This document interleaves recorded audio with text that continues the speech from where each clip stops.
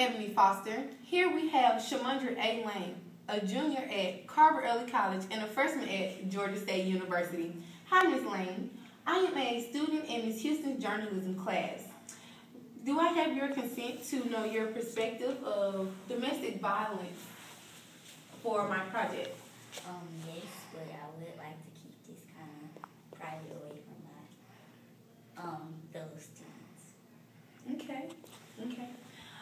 Okay, so Miss Lane, have you ever been in a domestic violent relationship?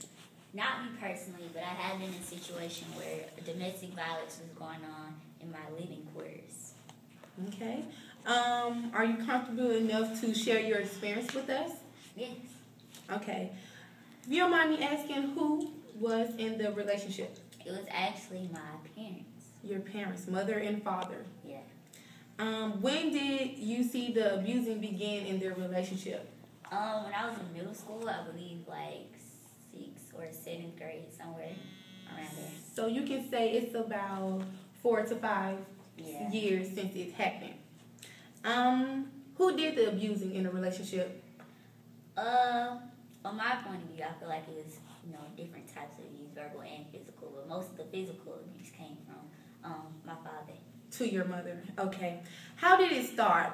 When did he do it? After a stressed day of work, or he came home drunk? It started because my mother was actually cheating on my father, which is happening on multiple accounts, but this was like the first time that it actually got physical, because after constant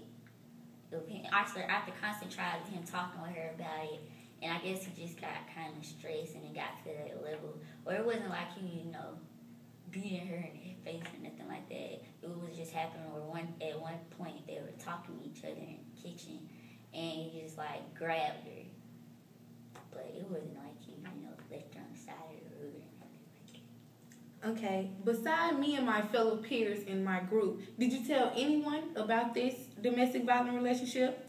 Yes, actually my family was brought into the situation. My oldest aunt and my grandmother were my aunt was actually around when one of the situations happened, and she just kind of let him know that he couldn't do that. And how did it feel to tell them? It helped a lot because I wasn't holding it in, which is a terrible way to deal with that situation. But I felt better, and I didn't feel like I didn't have to hold everything in anymore. Okay. Is your mother still currently with your father? Yes. Why do you believe they're still together? Once they realized, and I know I'm a very verbal person, I was able to talk to them about the situation and be like, y'all need to grow up.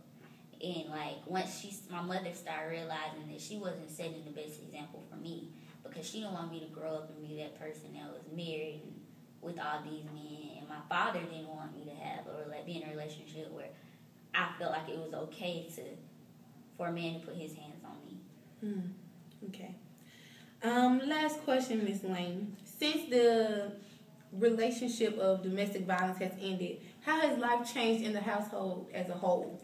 We're still, your modern day African American family. We all, every family has issues, but it hasn't escalated to a physical level yet. Okay. Well, thank you, Miss Lane. So you see how it can not only affect other people or the ones in your relationship, but everyone else around you, as Miss Lane has said. Again, I'm Ebony Foster, and I'm signing off.